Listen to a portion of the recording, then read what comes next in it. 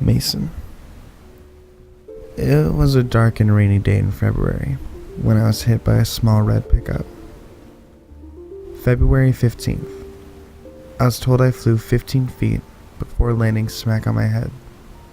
Apparently, the driver was drunk and didn't see me crossing. I don't remember that day at all. 4 weeks, I slept in a coma that many feared I would never come out of. I was placed in a ward of children and teens with major bodily harm or disease. My roommate was a boy named Mason. I never did find out his last name. For the time in which I slept, he found out bits and pieces of me from my various visitors, my favorite color, what music I liked, and other random things. The day I woke up, I was showered with love and attention from my family, and it took me almost an hour to realize the presence of the boy laying beside me. He flashed his lopsided grin and quietly went back to the book he was reading. Eventually, I was left in peace, and after about 20 minutes of mental debate, I spoke up and asked him his name. His voice was smooth and low, and never failed to make me shudder. We spent the rest of the evening playing 20 questions and becoming familiar with each other. Eventually, my doctor would break up our quality time and give me the lowdown on my injuries and what the healing process would be like. He told me that when I was hit, not only did I give myself a nasty concussion, but my legs were broken in my oh-so-graceful landing. They said I have a 60% chance of ever walking again. We became close instantaneously. The nurses would laugh and say we already looked like an old married couple, bundled up in bed, watching whatever soap opera happened beyond the television. Mason would just flash me his trademark grin, while I blushed and buried my face in his chest. We both had our good days and our bad ones, Mason and I. On a particularly tough day of treatment for him, we both lay together with him trembling in my arms. I'll never forget the feeling of his soft hiccups, or the knot in the pit of my stomach. I finally got up the courage and asked him the million-dollar question. He had Hodgkin's disease. I don't think either of us slept that night. While my legs were transitioned from casts to braces, Mason's chemotherapy began. However, without fail, when I'd come back from a frustrating or difficult session, tears in my eyes, he'd be there to comfort me with his soothing words and reruns of I Love Lucy. Over the weeks, the chemo began to take its toll. His brown curls thinned to almost nothing. Dark circles took permanent residence under his eyes, and his skin turned pale as snow. As my legs grew stronger, the day I was released no longer seemed like something to look forward to.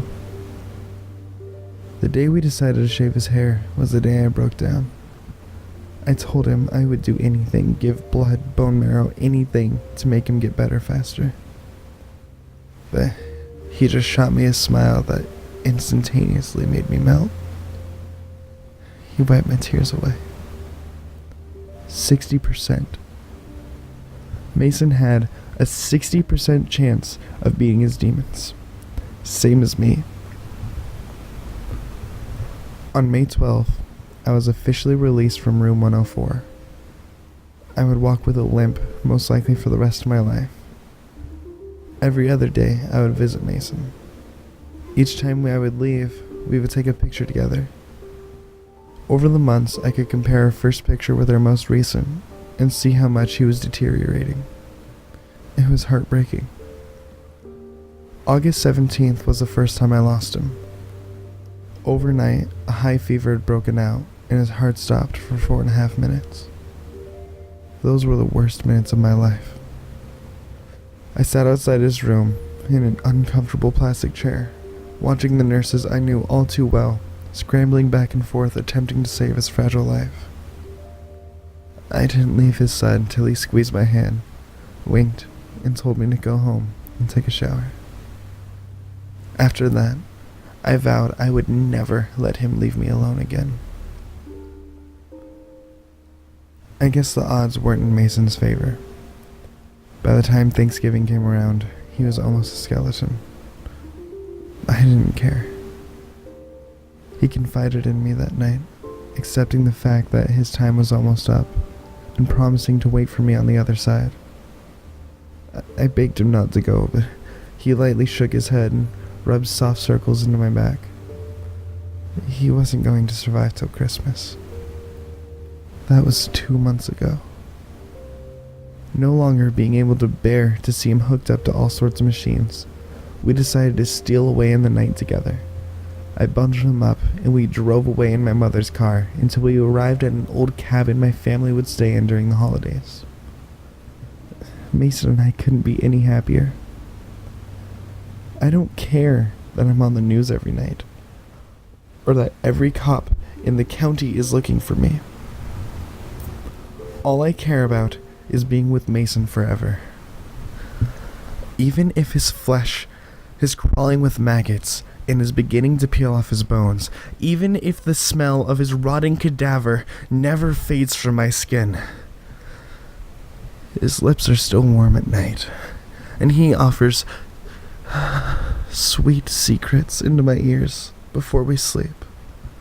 No one, not the police, not the doctors, no one can separate us. I am ready for when they come. I made sure to grab the sharpest scalpel that I can find when I left the hospital. But until then, I'll lay in Mason's arms. Or at least what I think were his strong appendages. We'll talk all night until he takes me away. We'll be together forever.